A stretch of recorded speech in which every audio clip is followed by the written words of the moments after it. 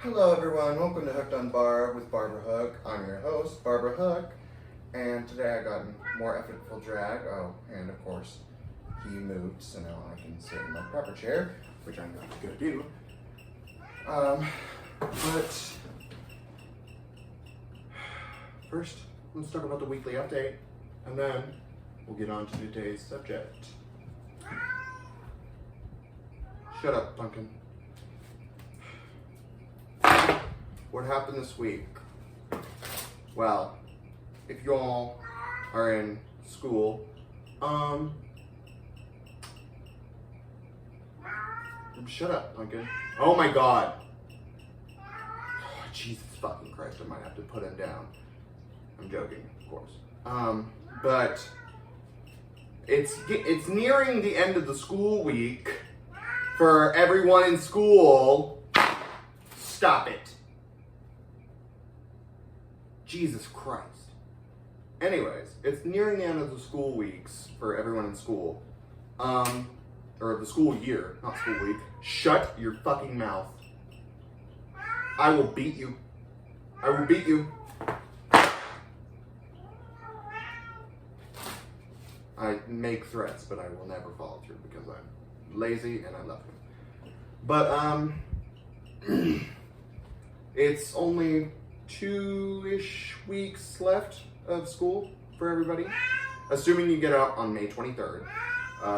That is 10 days, 2 weeks. So, have fun, everybody.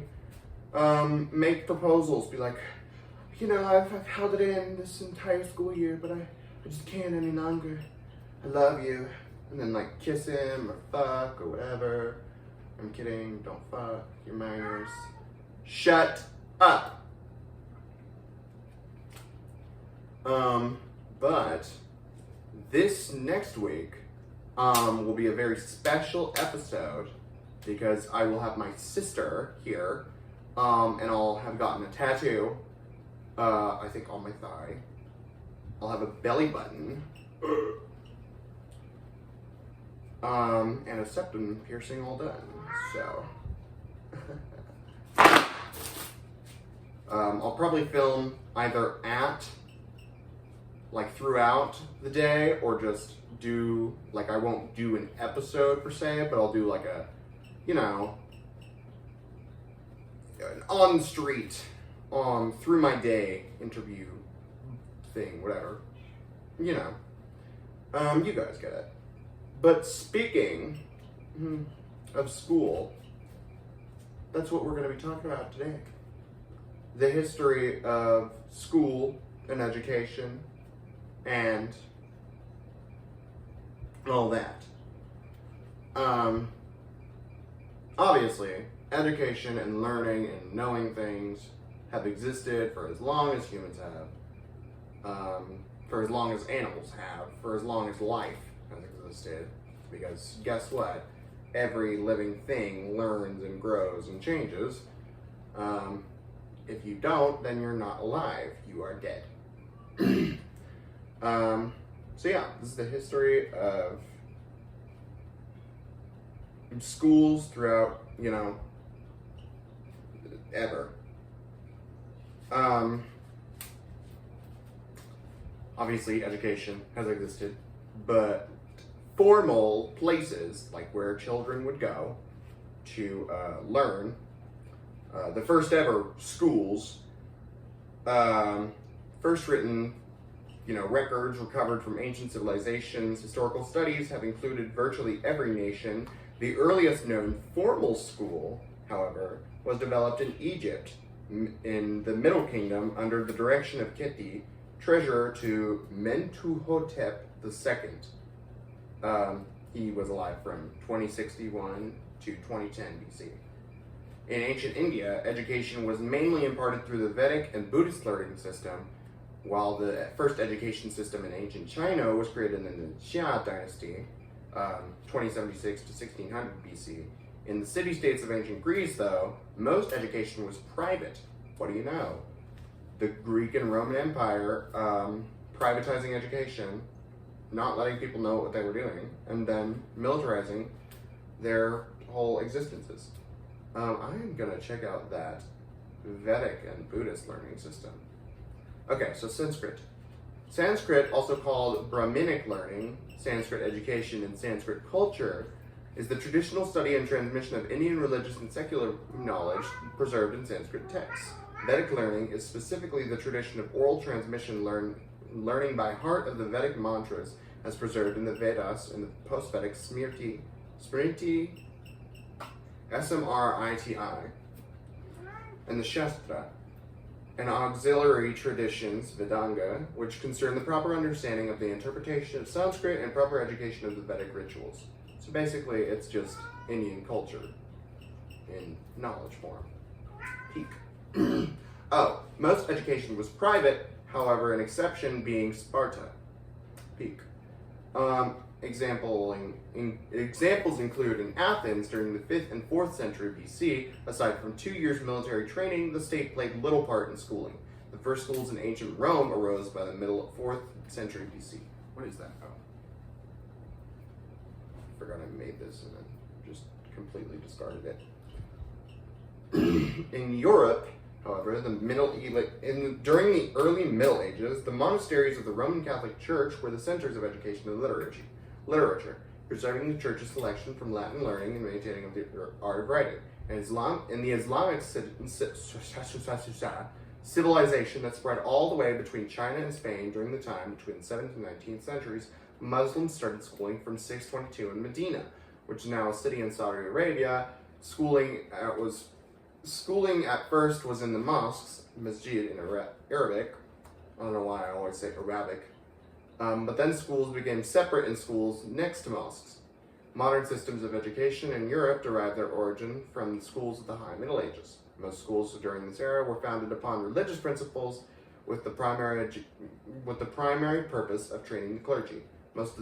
Many of the earliest universities, such as the University of Paris, founded in 1160, had a Christian basis. In addition to this, a number of secular universities existed, such as the University of Bologna, founded in 1088. Bologna. The oldest university in continuous operation in the world is the the University of Bologna is the oldest one. And the University of Naples Federico II, founded in 1224 in Italy, the world's oldest state-funded university in continuous operation. In Northern Europe, this clerical education was largely superseded by forms of elementary schooling following the Reformation. Herbert developed a system of pedagogy widely used in German-speaking areas. Mass compulsory schooling started in Prussia by around 1800 to produce more soldiers and more obedient citizens. After 1868, reformers set Japan on a rapid course of modernization with a public education systems like that in Western Europe. In Imperial Russia, according to the 1897 census, literate people made up 28% of the population. There was a strong network of universities for the upper class, but weaker provisions for everyone else. Vladimir Lenin, in 1919, proclaimed the major aim of the Soviet government was abolition of illiteracy. A system of universal compulsory education was established. Millions of illiterate adults were enrolled in special literacy schools. So basically, Vladimir Lenin was like, hey, we can't keep having these fucking stupid people. Let's, eradicate illiteracy. And people were like, what? This probably isn't how it happened, but they were probably like, what? You're gonna kill all the people who can't read? And he was like, no, dude, I'm just gonna make them go to school. And they were like, no, you're a commie. You're gonna kill all the people who can't read. And he was like, whatever, dude. And then he enrolled him in school. What was I doing? Oh, yeah. Education and ancient civilization. Okay, so the earliest formal school was developed in Egypt's Middle Kingdom under the direction of Geti. We all know that. In Mesopotamia, the early logographic system of cuneiform script took many years to master. Thus, only a limited number of individuals were hired as scribes to be trained in writing. Only royal offsprings and sons of the rich and professionals, such as scribes, physicians, temple administrators, were schooled. Thus, boys were taught their father's trade or were apprenticed to learning a trade. Girls stayed home with their mothers to learn housekeeping, cooking, to look after the younger children. Later, when a syllabic script became more widespread, more of the Mesopotamian population became literate. Later still, in Babylonian times, there were libraries in most towns and temples, blah, blah, blah, blah, blah. A Sumerian proverb averred, he who would excel in the school of the tribes must rise with the dawn. So basically, you want to be smart, get up early, go to the library. This also kind of plays into early bird gets the worm, I guess, in a way. Woo! Yeshua Christi. But yeah. Peek. How much? How long? Oh, only 10 minutes.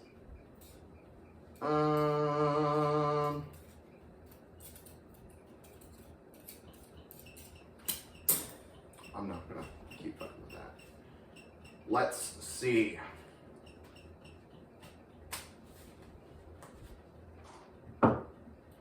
You all can't see this, by the way.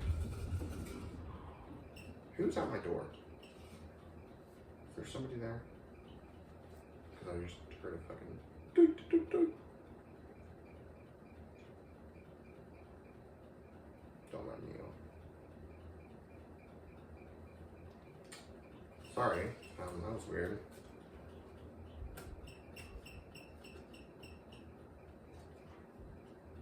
Rice?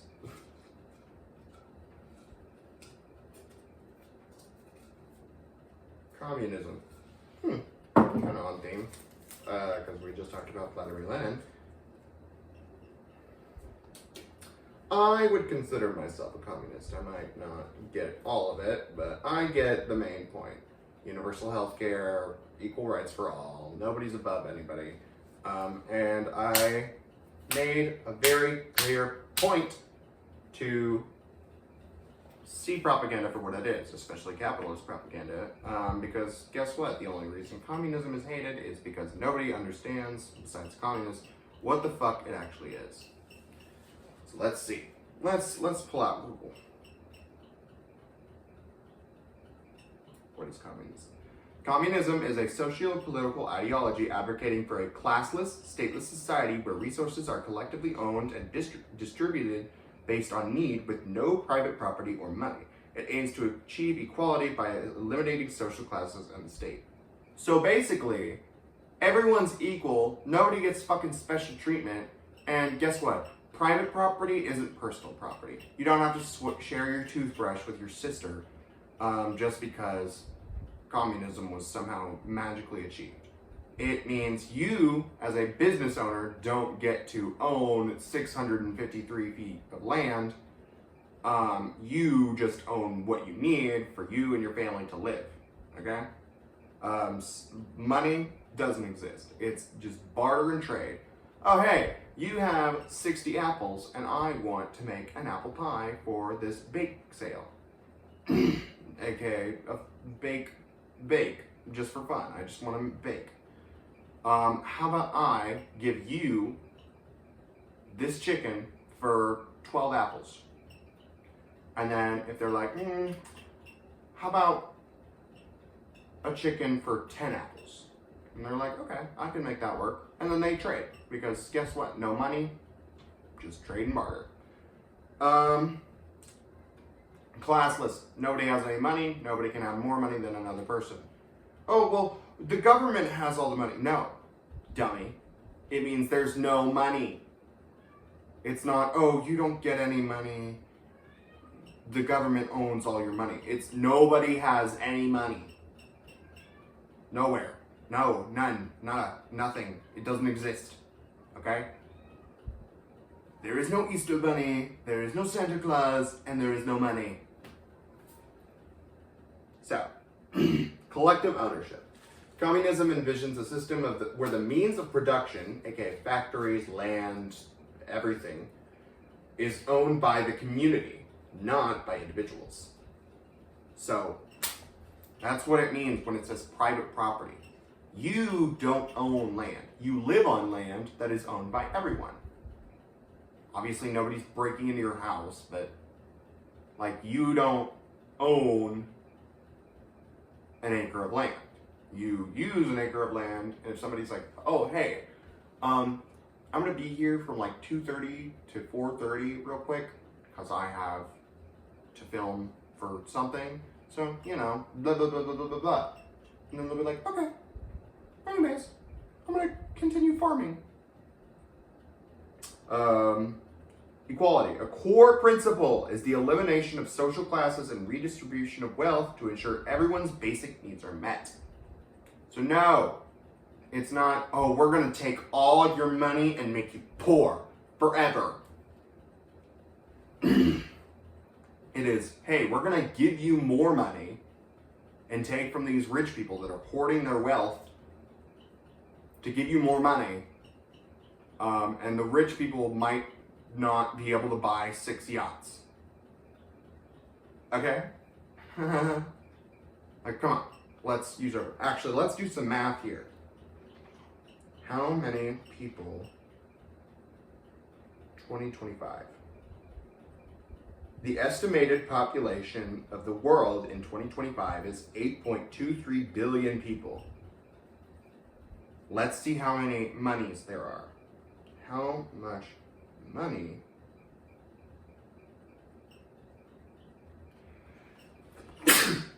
Jeez. So, broadly, there's around $454.4 trillion US dollars in global net wealth. So 454.4 trillion divided by 8 billion. This is every individual person, not household, by the way. Each individual person would have $56,800 if each and every person had wealth distributed evenly. And this isn't even counting businesses, how much money businesses have, which should be considered private wealth because a person owns the business, but yeah. And this also doesn't count all the military money. Actually, let's look at how much money exists in the world.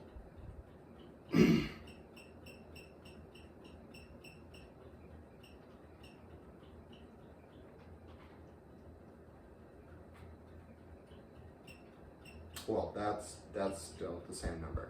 So, okay. But yeah, each individual person, meaning newborns, meaning fucking grandpa, grandma, your mom, your dad, your little sister, your little brother, each of them would have $56,000 to their personal name. Cindy Lou Who down the street, yeah, she has $56,000. Everyone else has $56,000. Not, "Oh, you get $56,000 per your household." Yeah. And assuming we think logically and don't give a bunch of children $56,000, a household would have, let's say, for the sake of math, 5 people. Let's see. 400. Okay, so that's times 5. 284,000. That's per household. Your mom, your dad, and 3 children. $284,000. I don't know about you, but I think that would solve a lot of people's problems. Oh, but what about the kids with like 30 billion siblings? Then they get more money. That it's each according to his needs. Statelessness. Communism, in its ideal and truest form, aims to abolish the state as a governing entity, as the state is seen as a tool of oppression against the ruling class. So yeah, no borders, no fucking nothing, and I don't mean, oh, just open border. No borders. Canada is part of Mexico. Canada is a part of the United States. The United States is a part of Mexico. They're all one entity. There's no this, oh, I'm moving to XYZ country. It's just, oh yeah, I'm moving to this latitude and longitude. Oh, but blah, blah, blah, blah, blah, I don't care. No, and also, illegal immigrants are not criminals. It is a civil offense, not a criminal offense. It literally, by definition, does not make them a criminal. And also, deporting someone means putting them back where they came from. You don't deport a Canadian immigrant to El Salvador. That's disappearing them, okay? Come on. Like, let's use our brains. Classlessness. The ultimate goal is to create a society without social class where everyone is equal and no one dominates the others. So no racism, no homophobia, no transphobia, no anti-Semitism, no ableism, blah, blah, blah, blah, blah, blah, blah, blah, blah. It's almost like Jesus was a fucking communist. Hey, give your friends what they need. Hey, if you have excess, give it to somebody who fucking needs it. You're not better than anyone, bitch. And then they go and say, oh, heaven is, classless, stateless, moneyless. But I hate communism. It sounds like you just like communism, but you don't know what communism is. They literally fall for it every time. Communism is when no iPhone. Communism when no iPhone. Like, come on, y'all. Some major communist icons include Marxists and Karl Marx. Why is there this here? Anyways, Karl Marx and Friedrich Engels developed the theoretical foundation of communism in the 19th century with their work, the Communist Manifesto. They were probably gay. I don't know that actually. I've never heard of Friedrich Engels. But that was the first ever, and that was like the first ever term for communism. And before some dumbasses come in here and say, oh, well, capitalism has existed for centuries without problem. No, it hasn't. No, it hasn't. You're thinking of mercantilism, which is a completely different thing. Capitalism is very, very, very young. And it's very, very, very obviously failing. Because it's a little baby. It's a little baby. You know those little babies on the TikTok live where their heads are like humongous and their like eyes are just unable to open or close because of how fucking stretched out their brain is? I don't remember what that's called, but it's like where the brain fluid is blowing up so much that their skull is literally inflating. Like, that's what kind of baby capitalism is. It's destined to fail. But yeah, Marxism. That's their work, the Communist Manifesto, the first ever communist, so to say. Communism has existed for a long, long, long while. But obviously so has greed. True communism, where the whole thing of communism, it needs everyone, everywhere, all at once to work together. So, like, the whole world. Not just, this country or that country or there. Leninism. Vladimir Lenin adapted Marxist theory to the Russian context, leading to the establishment of the world's first communist state, the Soviet Union. The thing with this is, though, and they always like to pull up Russia as a execution of why, communism is bad. It's not communist. Neither is North Korea. and neither is China, and neither was Germany. Oh, well, why were they called the National Socialist Party then? I can call myself black, but that doesn't mean I'm black. Oh yeah, I'm gonna go join the National, fucking black straight woman's party. I'm not a black straight woman. I'm not even a woman. I'm not even straight. None of those things apply to me. It's literally just misleading. And also, the first people that Hitler went after were socialists. There's literally an entire poem about it, written by a guy during fucking World War II. First they went after the socialists, and I didn't care because I wasn't a socialist. Then they went after the gays or the lesbians or whatever, and I didn't care because I wasn't gay. And then they went after me, and nobody else cried for me because I didn't show them any compassion. It's like, come on, y'all. Anyways, and they always like to they disprove themselves with like 2 sentences. They're like, oh, everything was fine under communism until fascism McDictatorship man came into power. And it's like, do you even hear yourself? Oh yeah, everything was fine under communism until one guy who hated communism and everything it stood for, and his name is literally Hitler McFascism man, came into power. Come on, y'all. Like, let's use our brains. Marxist-Leninism, this ideology combining the Marxist and Leninist thought, has influenced communist states like China, Vietnam, and Cuba. I didn't know Vietnam was communist, actually, or claimed to be communist. But apparently it is. Anarcho-communism. Some communist ideologies emphasize voluntary self-governance and reject any state authority, even a communist one. So, you mean communism. Like, there's no state under true communism. It's just communism. Oh my god, this fan is really loud. I'm gonna turn this down. Sorry, y'all. I had to do that.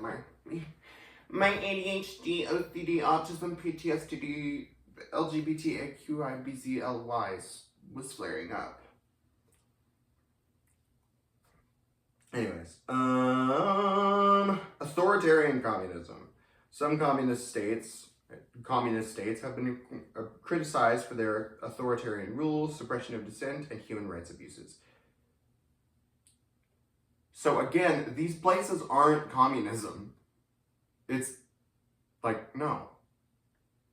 Oh yeah, I'm Hitler McFascism man, but I actually love gay people and Jewish people and everyone, and I don't think anyone should be mass executed.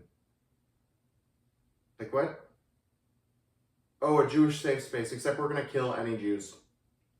I saw this video the other day, and it says, this is literally word for word what it says.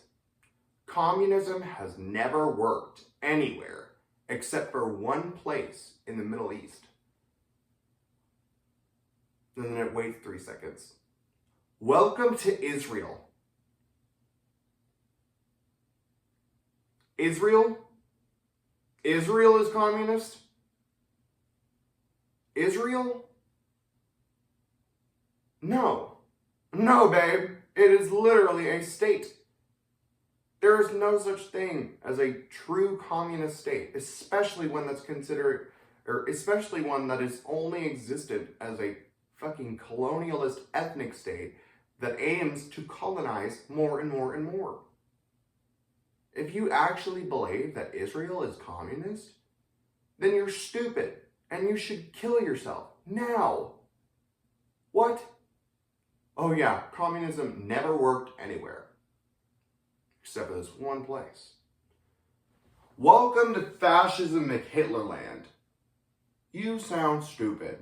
You sound dumb as fuck and you should die.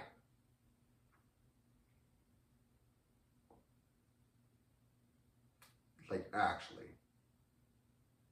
Actually. What the fuck?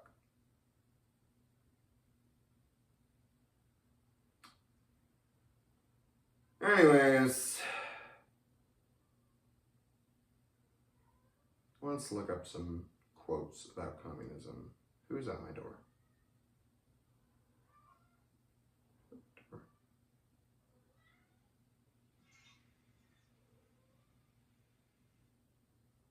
There was nobody. Okay, that was fucking weird. No, not community. Oops, I misspelled. But community and communism go hand in hand.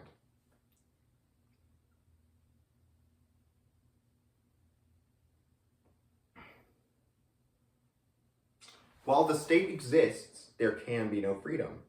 When there is freedom, there will be no state. So yeah, no separation of, oh, well, I went to here, this state, and then I went to this state, and then I blah, blah, blah, and they did so differently. Now, this isn't saying everyone assimilate into one culture or combine all their cultures or whatever. This is just saying, hey, no borders. Fucking Louisiana, former Louisiana can still be the same as former Alabama. Okay, guys? Like, come on. Oh, well, it's natural human nature to want separation from XYZ group. One, no, it's not. And two, we've grown so farly disconnected from nature that we don't even have a food chain. Sure, we might eat and we might consume food, but we don't eat in nature. There are literally animals because of us that don't have a food chain anymore. We eat fucking gray slop. We have fucking eating disorders, bitch. We are not a part of nature anymore. We are sentient. We are... What? What? Come on. Like, come on. Ronald Reagan said this, mind you. Ronald Reagan, the Antichrist, political power grows out of the barrel of a gun.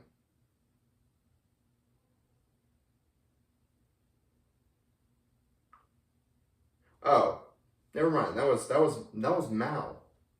Mao Zedong. They got me there. But this was Dennis Prager. Under no context should arms and ammunition be surrendered. I didn't know. Isn't that the guy behind PragerU? Oh wait, no, that was Karl Marx. That was Karl Marx. It's almost like you guys don't know what communism is, and you agree with communism, and you're a communist, but you have fallen for propaganda and lies about what communism is.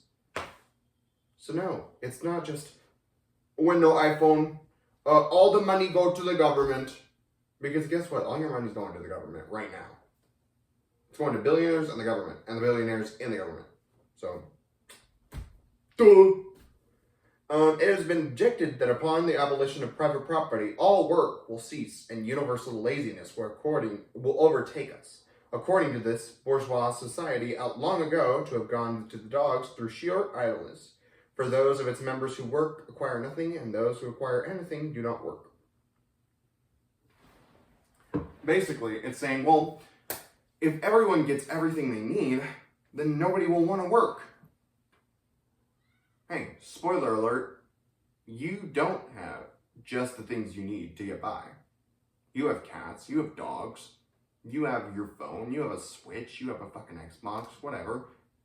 You will have to still work for these things. And if nobody wants to work and nobody gets anything, then nobody will get anything, blah, blah, blah, blah, blah. Then why do the people who don't work, CEOs and fucking billionaires, get everything? Like, what? 5 more replies, a few more comments. The philosophers have only interpreted the world in various ways. The point, however, is to change it. Like, yeah, you may know everything, but are you doing anything about the things you don't like? You might not like something. Oh, I hate this thing. But all that bitching and moaning isn't going to do anything unless you change something. That's how fucking fascists get into power. If you bitches don't rise up and kill them. That's why I love Luigi Mangione. He could spread my wealth any day. By my wealth, I mean my legs. Ew, what is up with this rug, bro? I have to turn this over or wash it or something.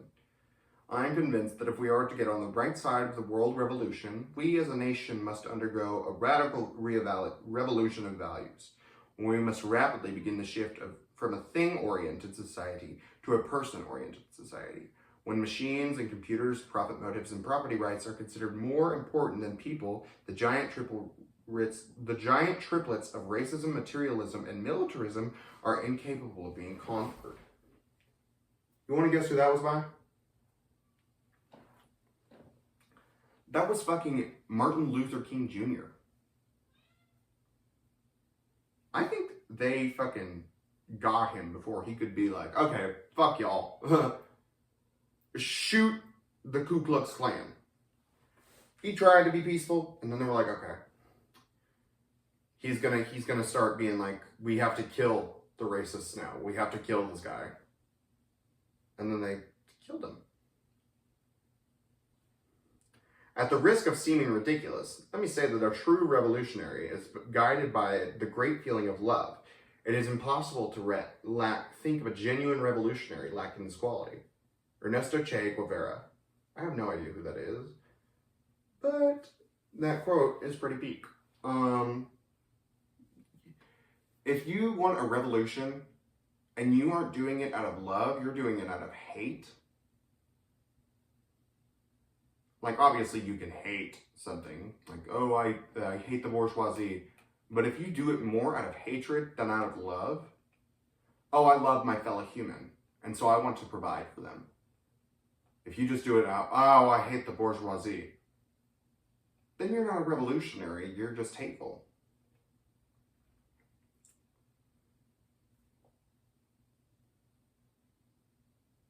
Let's see. Can a nation be free if it oppresses other nations? It cannot. What's a nation that claims to be the land of the free? The home of the brave? Oh, I don't know the Star Spangled Banner, so fuck you, but whatever. Tell me, what nation claims to be the land of the free?